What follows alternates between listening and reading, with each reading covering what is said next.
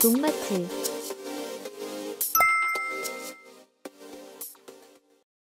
안녕하세요. 농마트 TV입니다. 본 영상 소개를 앞서 농마트에서 수입 예정이었던 휴믹산 E+와 풀빅산 플러스, 해조 플러스 파우더가 입고되었다는 소식을 전해드리고자 합니다.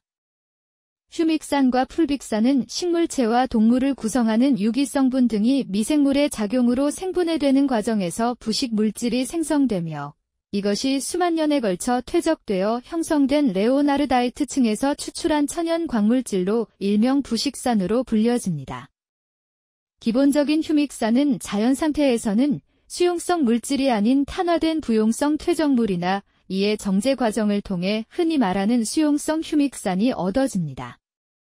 여기서 정제 과정을 통해 칼륨 성분이 없으면 수용성이 될 수 없으며 농마트의 휴믹산 E+는 칼륨이 함유되어 있어 뛰어난 수용성을 자랑합니다. 수용성이 좋으면 작물에 쉽게 녹아들어 더욱 빠르고 좋은 효과를 나타냅니다. 그리고 풀빅산의 경우 시중에서 판매되는 풀빅산 중 갈색으로 된 풀빅산을 보셨을 텐데요. 이는 유기질 폐기물로 만들어졌으며 광물질로 만들어진 농마트의 풀빅산 플러스에 비해 안정성이 떨어지며 미네랄 함량이 광물질 풀빅산이 월등히 많습니다. 해조 플러스 파우더의 경우는 화학 비료의 사용량을 줄일 수 있으며 살충 살균 효과가 있습니다.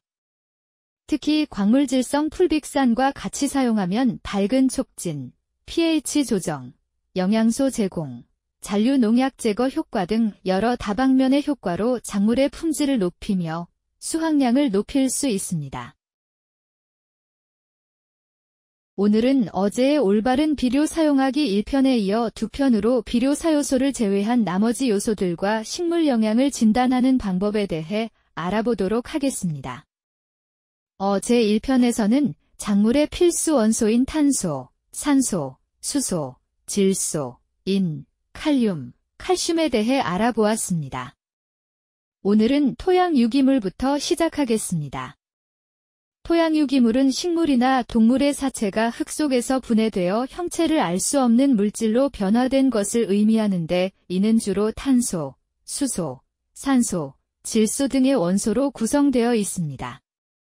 농경지에 퇴비와 같은 유기물질을 주면 흙 알맹이를 서로 엉키게 하여 흙의 물리성을 좋게 하고 수분 이동과 통기성이 좋아지며 작물의 뿌리가 깊이 뻗도록 돕습니다. 또한 토양 미생물의 양분이 되며 흙의 빛깔을 검게 하여 지온을 높여줍니다. 그리고 유기물은 토양 중에 들어있는 질소, 인산, 칼륨, 석회 등의 여러 가지 양분을 간직할 수 있는 능력 즉 양이온 교환 용량을 증가시켜 작물 생육을 이롭게 합니다. 퇴비는 가축분이 주 원료인 가축분 퇴비가 대부분이지만 혼합되는 원료의 종류에 따라 퇴비의 품질에 영향을 미칩니다. 작물 재배에서는 인산보다 질소 성분을 훨씬 더 필요로 하지만 개분, 돈분 퇴비와 같은 가축분 퇴비는 질소보다 인산 함량이 높아서 단연간 지속적으로 반복하여 과다하게 사용하면 토양 중에 인산 성분이 집적되는 현상이 나타날 수 있습니다. 토양 중 집적된 인산은 환경으로 유출되어 부영양화 현상을 유발하기도 하며 토양 중 철, 망간, 구리, 아연과 같은 미량 원소들과 결합하여 불용화함으로써 미량 성분을 부족하게 하기도 합니다. 또한 과잉 흡수된 인산은 식물체 내에서도 미량 성분을 불용화하거나 침전 반응을 일으켜 미량 성분의 역할인 효소 기능을 정지시켜 생육장애는 물론 기형과와 같은 상품성이 떨어지는 현상도 가져올 수 있습니다. 마그네슘은 식물체 중 엽록소의 구성원으로서 탄소 동화작용에 필수적이며 이것이 결핍될 경우 엽록소의 형성이 불충분하여 잎의 빛깔은 황색이 됩니다. 유지작물은 종자의 마그네슘 함량이 높으므로 부족하지 않도록 공급해야 합니다. 황은 단백질을 이루고 있는 아미노산의 구성원소입니다.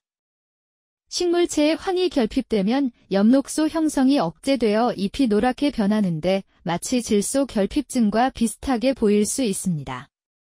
황은 대기 중 이산화황이 빗물에 의해 녹아 토양으로 들어오고 퇴비나 비료의 부성분으로 같이 공급되기 때문에 농경지에서 황 부족 증상은 잘 나타나지 않는 편입니다.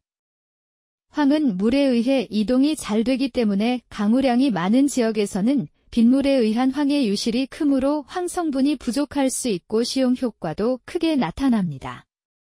철은 부족하면 엽록소 생성이 방해되며 황화 현상을 일으킵니다. 철 결핍의 원인은 공급이 부족할 때도 있지만 칼륨이 부족하거나 인산이 과잉일 때 식물체 내에서 철의 이동이 방해되기 때문에 잎에서 철의 결핍증이 나타납니다.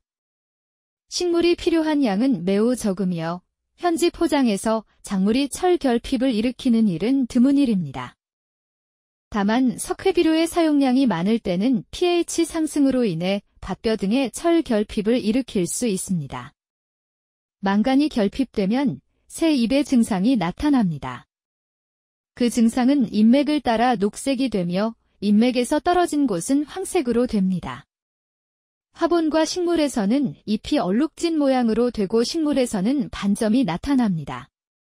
구리가 결핍되면 작물은 일반적으로 개화가 늦어지고 종자 생성이 불량해집니다. 아연 결핍은 중성 또는 염기성 토양에서 발생하기 쉬운데 이것이 결핍하면 새로운 잎이 뭉쳐서 나며 망간 결핍과 구별하기가 어렵습니다. 붕소가 결핍되면 꽃가루 생성이 안 되며 보리에서는 종자 형성이 안 되고 유채에서는 수술의 발육이 나쁘며 개화하여도 수정하지 않고 부침이 됩니다. 붕소의 결핍은 사질토에 나타나기 쉽고 붕소 결핍 증상이 있을 때는 1아르당 70에서 100g 정도의 붕사를 골을 파고 사용하거나 0.25%의 붕사 수용액을 옆면 살포하는 것이 효과적입니다. 그러나 붕소를 과잉 공급할 시 잎이 황화되고 고사하므로 시용량에 특히 주의해야 합니다. 몰리브덴은 다른 밀양 원소와는 달리 산성 토양에서 결핍 증상이 나타나기 쉬우며 작물별 결핍 증상으로는 클로버는 먼저 잎이 백색이 되고 다음에 암회색이 되어 시들고 더욱 위축하여 안쪽으로 구부러지며 나중에는 백색과 회색의 얼룩이 생깁니다. 토마토는 잎의 둘레가 위에 행하여 구부러지고 백색과 회색이 되어 고사하게 됩니다. 염소는 일반적으로 섬유류 작물에는 효과가 있으나 전분류 작물에 대해서는 좋지 않으며 특히 담배에 대해서는 그 품질을 저하시키므로 염소를 함유한 비료의 시용은 삼가해야 합니다. 규소는 토양에 많이 들어있으나 식물이 흡수할 수 있는 형태로는 충분하지 못합니다. 따라서 규산질 비료로 식물에 공급하는데 규산은 식물체의 표피세포를 튼튼하게 하여 벼와 보리 같은 화분과 작물의 쓰러짐에 대한 저항성을 높이는 데 효과가 있습니다. 이에 따라 도열병, 깨시무늬병, 이화명충 등 그 밖의 병해충에 대한 저항성이 증대합니다. 규산 성분은 물의 이동에 따라 흡수 축적되므로 칼슘과 비슷한 특성을 가졌으며 식물체 내에서는 곡실이나 다른 부위로 이동이 되지 않기 때문에 다른 성분과는 달리 수확기까지 식물체 내의 규산 농도가 높아지는 특성을 나타냅니다. 우리나라는 벼재배 시 논토양의 유효규산 150ppm을 기준으로 규산질 비료를 추천하고 있습니다.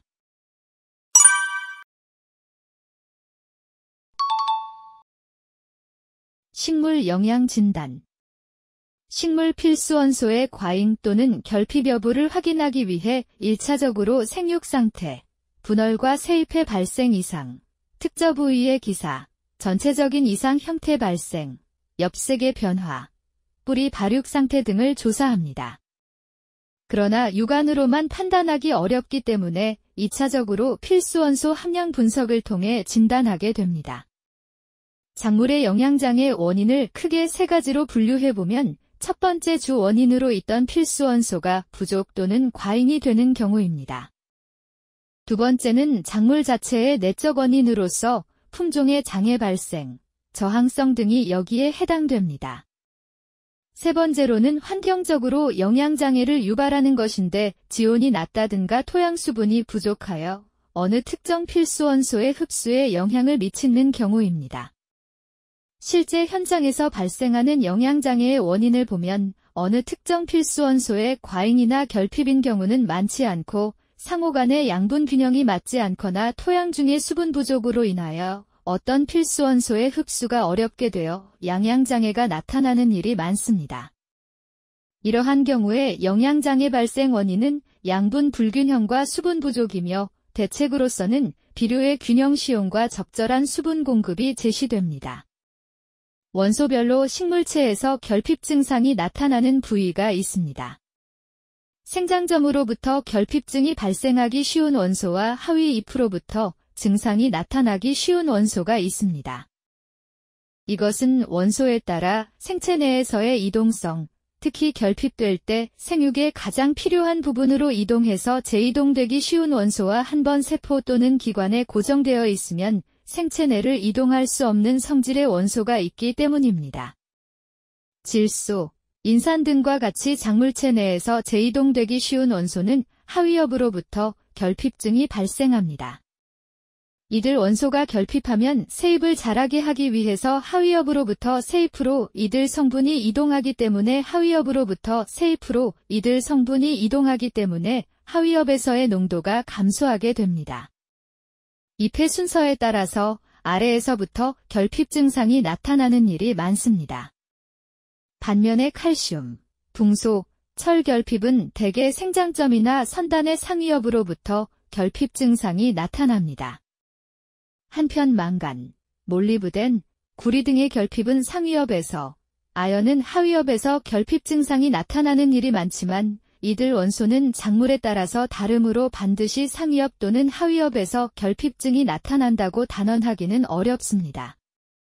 칼륨, 마그네슘의 결핍 증상은 하위엽에서 나타나기 쉽다고 말하지만 칼륨이나 마그네슘이 부족한 조건에서 과실이 급속히 비대할 때에는 이 원소들을 다량 필요로 하기 때문에 과실 부근의 잎으로부터 이들 원소 결핍 증상이 나타나는 경우가 많습니다. 질소의 과잉 증상으로 잎색이 진하게 되어 작물체 전체가 영양 생장이 과다하게 되는 것은 잘 알려져 있습니다. 질소 이외 원소가 과잉일 때는 대부분 생육장애 증상을 나타냅니다. 이들 원소의 과잉장애도 상위잎에서 증상을 나타내는 원소와 하위잎에서 이상 증상을 나타내는 원소 등을 크게 나뉩니다. 상위잎에서 이상 증상을 나타내는 대표적인 애는 중금속 원소의 과잉에 의한 철결핍 항화 증상 발생입니다. 중금속 원소가 과잉으로 존재하면 배지 중에서 혹은 뿌리 표면이나 생체 내에서 기량작용으로 철의 흡수를 저해하거나 생체 내에서 이동을 방해하기 때문에 철 결핍 증상을 유발하기 쉽습니다. 이와 같이 중금속 원소의 과잉으로 유발된 철 결핍 증상도 일반적인 철 결핍 증상과 같이 새잎 부분으로부터 황화 증상이 생깁니다. 망간, 니켈 등 생체 내에서 이동하기 쉬운 원소가 과잉일 때는 상위잎에 독특한 반점이 증상이 생기는 경우가 많습니다. 오늘은 올바른 비료 사용 방법 1탄에 이은 작물 영양에 필요한 원소와 작물 영양을 진단하는 방법에 대해 알아보았습니다. 내일은 오늘에 이어 비료의 분류 및 종류별 특징에 대해 알아볼 예정입니다. 오늘 내용이 도움이 되셨다면 농마트TV 구독과 좋아요를 부탁드립니다. 농마트TV를 구독하시면 1탄과 2탄 그리고 3탄까지 업로드되는 대로 시청하실 수 있습니다. 오늘 영상과 관련된 비료나 영양제는 농마트TV에 많이 있으니 인터넷에 농마트TV를 검색하시거나 전화로 주문하실 수 있습니다. 평일 오후 5시까지 주문 시 당일 출고로 다음날 도착하니 농마트TV 많은 관심 부탁드립니다. 또한 농마트TV에서는 농가분들께서 더욱 좋은 품질과 저렴한 농자재를 사용하실 수 있게 국내뿐만이 아닌 해외의 제품을 찾아다니고 있습니다. 특히 휴믹산 E+, 풀빅산 플러스, 해조 플러스 파우더, 인산가리, 구연산은 농마트TV에서 직수입하기 때문에 다른 농자재 판매처보다 저렴하고 빠른 배송으로 받아보실 수 있습니다. 농마트TV에서는 판매뿐만 아니라 농업에 관련된 정보를 바탕으로 영상을 제작하니 구독과 좋아요, 알람 설정을 해두시면 업로드되는 영상을 더욱 쉽게 찾아보실 수 있습니다. 농마트TV 구독과 좋아요 부탁드리겠습니다. 시청해주셔서 감사합니다.